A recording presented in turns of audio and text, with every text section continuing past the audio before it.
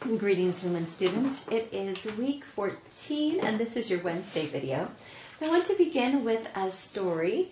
Yesterday we talked about some of the jobs that you could hold in the medieval time period, from a falconer to a blacksmith to a farmer, and as well as a glass blower.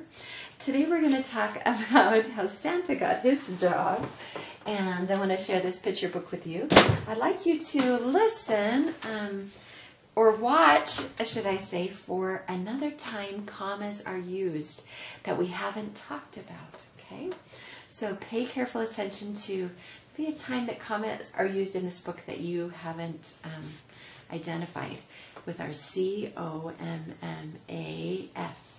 Okay? Let's take a look and get started with this.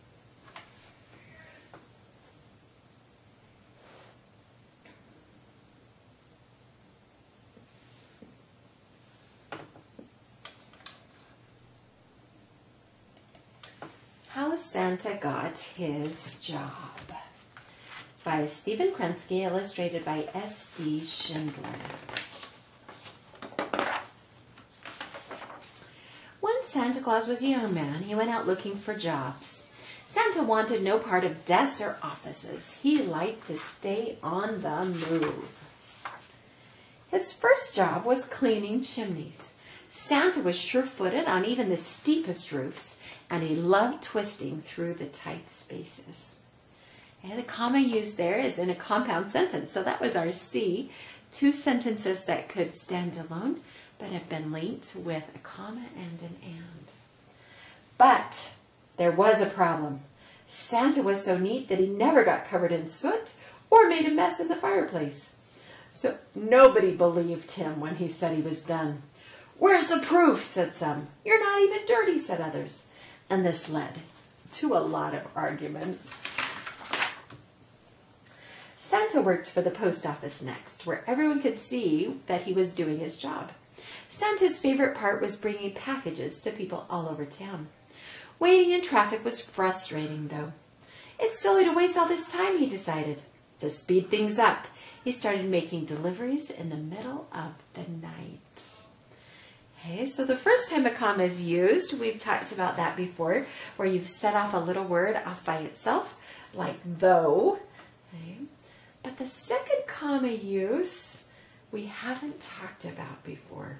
Okay, so please take a look at that, about the second line from the bottom. See if you notice anything unique about that. Okay, keep going. But there was a problem. No one was glad to see him at that hour, and the postmaster got so many complaining letters that Santa had to leave. Since Santa discovered he enjoyed staying up late, he tried cooking at an all-night diner. It felt good to fill orders for customers. Sometimes Santa even surprised people with extra helpings.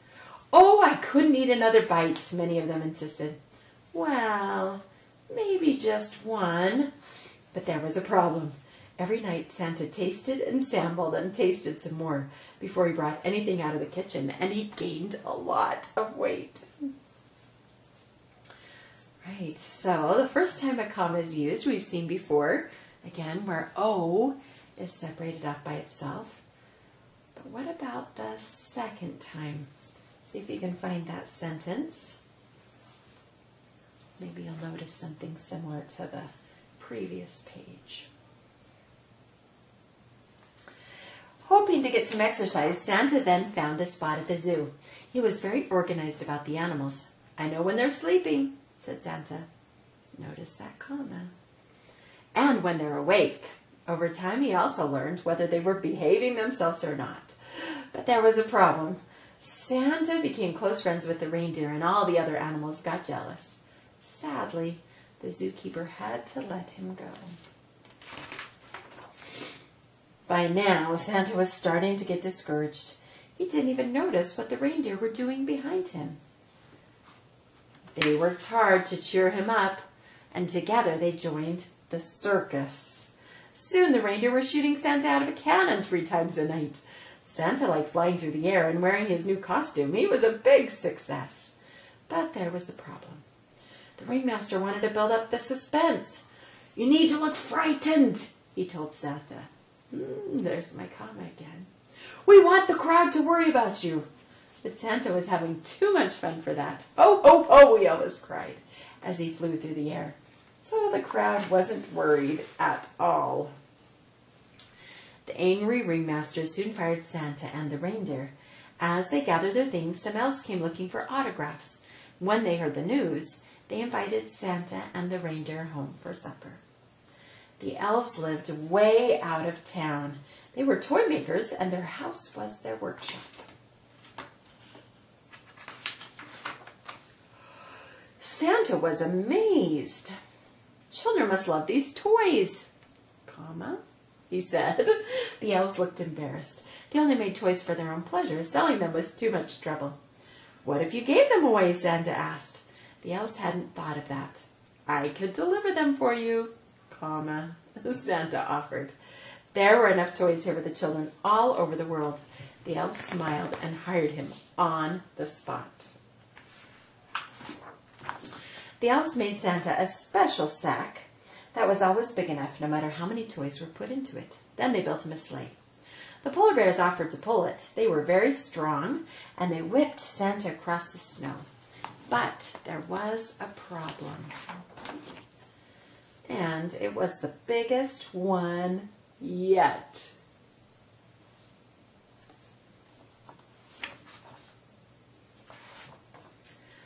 To Santa's surprise, this problem could be solved.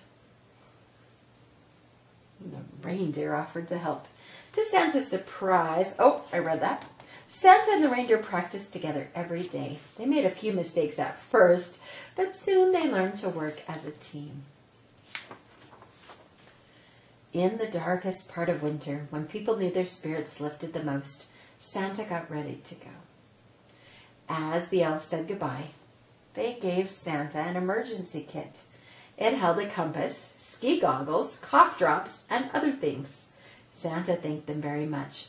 All his jobs had taught him it was good to be prepared. There we've got all the things in a series: a compass, ski goggles, and cough drops. And our opening clauses, right?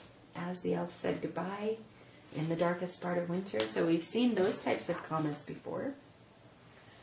Then Santa and his reindeer took off. That first night was a little hard because Santa was still learning about shortcuts and high winds, but at last he got the hang of it. And ever since then, the elves have made toys all year, and Santa has given them away in one night. He loves his job as much as ever, and he's gotten pretty good at it over the years. Still, he always keeps his emergency kit close by. Because no job is perfect. And he got stuck on the ring of the moon, on the crescent of the moon. Okay, you tell me then what the rule is that we should be using related to comma usage. When would we use them? Okay, here's a little clue. Yes, when we're doing quotes, right? Quotes, and in front of, after what people say in the quote, before we say "said Santa," or "said the reindeer." Okay, said the elves. Okay, you'll put what they say, and then a comma, quotes, and then said whoever was speaking. So cool. We just learned another rule about commas, as well as hearing a fun story about Santa's elves. So the other thing, little students, that you are working on is you're writing a story in Story Jumper about a medieval time period and a character from the medieval time period. I wanted to just illustrate for you and show you what a story looked like in Story Jumper, so you could see the possibilities. It's going to take just a minute for this story to load. Here we go. And it is called Princess Rose and the Golden Bird. So take a look at the different illustrations, the different text as we read. It'll show you the possibilities of stuff that you can do in Story Jumper. Princess Rose and the Golden Bird by Sergei Nikolov. Many, many years ago, in a kingdom far, far away, there lived a beautiful princess. She had long red hair and loved roses so much that everyone called her Princess Rose. Every evening after dusk, Princess Rose went out on the balcony and clapped her hands. A golden bird came flying out of nowhere and alighted on her shoulder. Instantly, the princess' hair began to shine, ablaze with a brilliant red light. When the bird started to warble an enchanting tune, Princess Rose joined it in song, and everyone in the kingdom fell asleep and had sweet dreams till the break of dawn. Thus passed the years. Every evening Princess Rose, along with the little golden bird, sang a lovely lullaby so that all the people fell asleep and had sweet dreams till the break of dawn. Until one day something terrible happened. A wicked witch learned about Princess Rose and decided to curse her.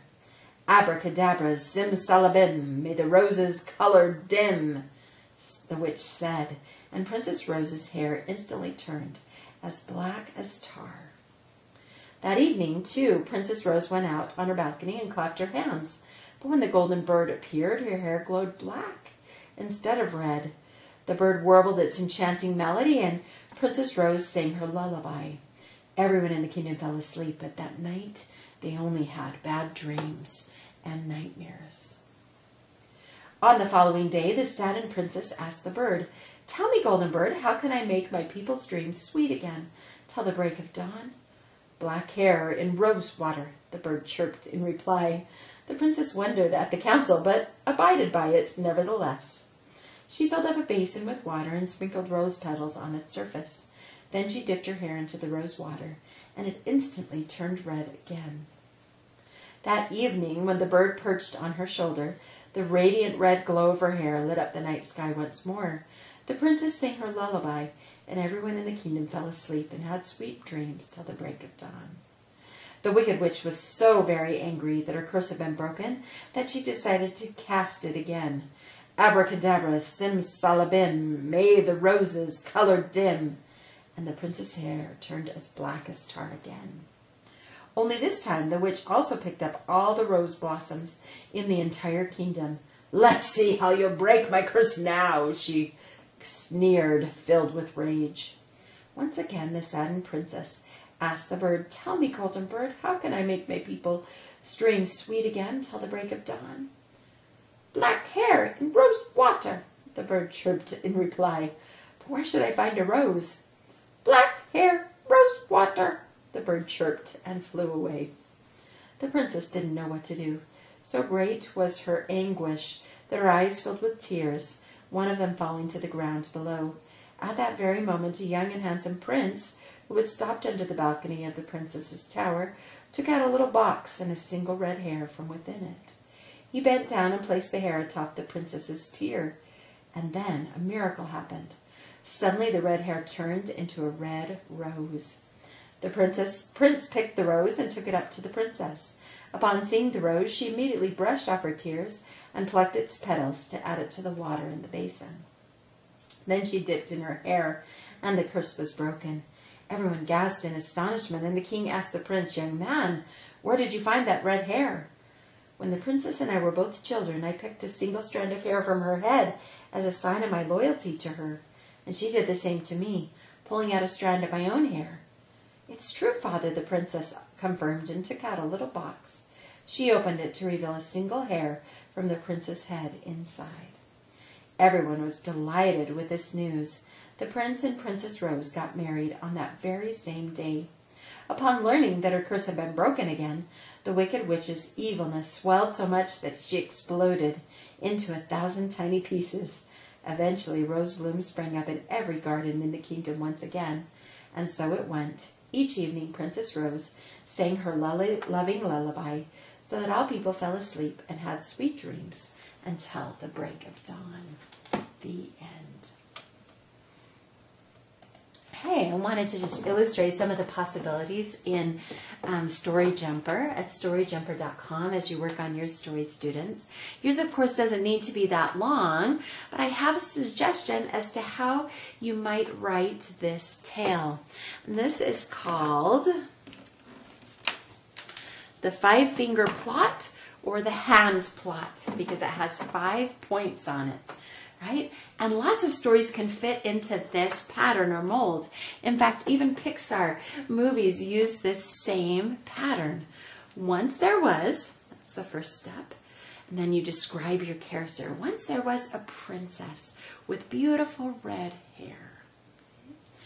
Second step, 2, who wanted to give her people beautiful dreams every night. And you describe what they want. 3, so she, in this case, sang with a golden bird at her window every evening. 4, but, okay, this is where the conflict comes in, where there's a problem that's got to be solved. There's always a problem, okay, that has to be solved in any story. And so, but a witch grew angry and cursed her, turning her hair as black as tar. And then her dreams gave her people, her singing gave her people nightmares. Well, the problem doesn't end the story, right? Instead, we're going to continue with point 5. Luckily, there's 5 fingers on a hand. Finally, a prince arrives, mixes one of the princess's hair with a tear, and creates a special rose. And the rose water is able to break the curse. And the prince and the princess live happily ever after. And the dreams are sweet again. And the story is wonderful. Hey, this 5-finger plot line, or the hands plot line, could be very helpful for you as you write your story, jumper story. Hey, once upon a time there was a knight who wanted to go on a crusade. And so he got his horse and his armor, his sword, and traveled to Jerusalem in the Holy Land, the Holy City. But okay, you've got to have a conflict for a knight, and then finally the conflict is resolved. Or maybe you want to say, once there was a poor medieval peasant. You can describe their miserable lives who wanted. Okay, so what did they do? But then they suffered with the Black Plague. But finally, okay. Or you're going to choose a crusader or a pilgrim, perhaps, maybe a lord. You get to choose, okay, what story you want to write. But each of these steps can help you make your story engaging, give it a conflict, but then resolve it at the same time. You may want to do one of each of these for each page. Of course, it can be much longer than a single sentence, and even more than one page if you would like, to give more detail and illustrations to go along with it. I wanted to illustrate maybe how I would do that with a saint. And this is a saint that you're familiar with. His name is Saint Nicholas. So I'm going to write a story using the 5 elements of plot that we have just talked about. And this time I'm going to do it about Saint Nicholas.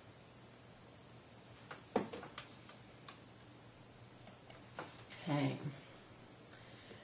All right. Once there was a young man named Nicholas. And this is the true story about him.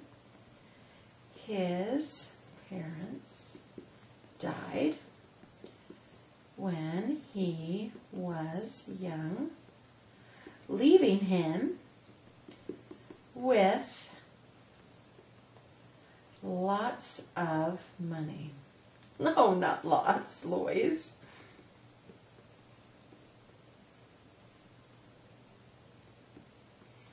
Okay, point number 2. Who wanted? He wanted to serve and help others. So what did he do? So he moved in with his uncle who lived in a poor village. Awesome. But there's a conflict. There's a problem.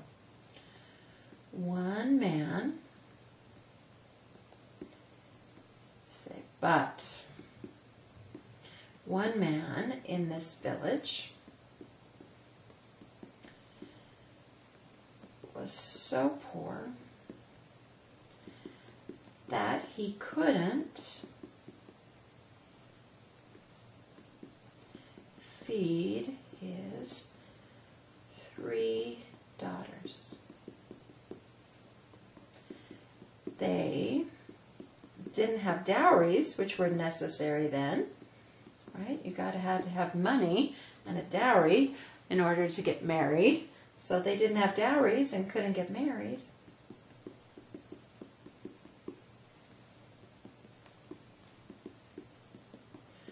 So he was going to sell them as slaves. He had to, so he was going to have to. Dad didn't want to. Sell them as slaves. Now we need to do our step 5. How can this story be resolved? Okay.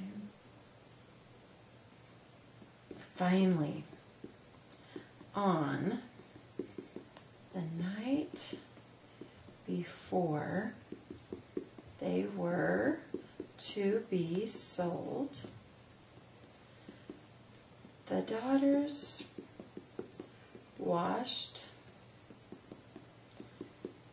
their stockings and hung them to dry near the window.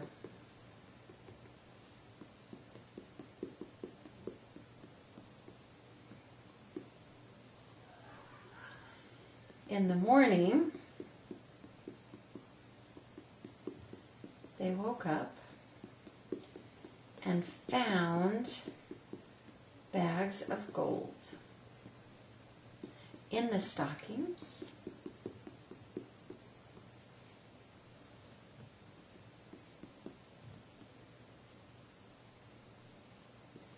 They were saved. Nicholas had left gold in their stockings so that they could have dowries and get married. He wanted it to be anonymous, and so he found a way to serve them that they wouldn't know. Kind of fun how that story with the stockings evolved to us hanging stockings at Christmas Eve. Nicholas continued to serve others, trying to do it anonymously. He became known for his good deeds, his kindness. In fact, he became a bishop of the Catholic Church where he served, continued to serve and help others. He was made a saint after his death. He died on December 6th of 303 AD, and and that date is still celebrated in many countries as St. Nicholas Day. In fact, in Germany and other countries, children set out their wooden shoes on December 6th, and they fill them with straw and carrots for St. Nicholas's horses, and he in return leaves them with gifts and sweets and presents. So you can follow that same 5-step process in writing your own story, little students in Story Jumper. Guided instruction students, if you'd like to follow that pattern too and do a Story Jumper story, that would be awesome. And good luck with your action items. We'll catch you tomorrow. Thank you so much.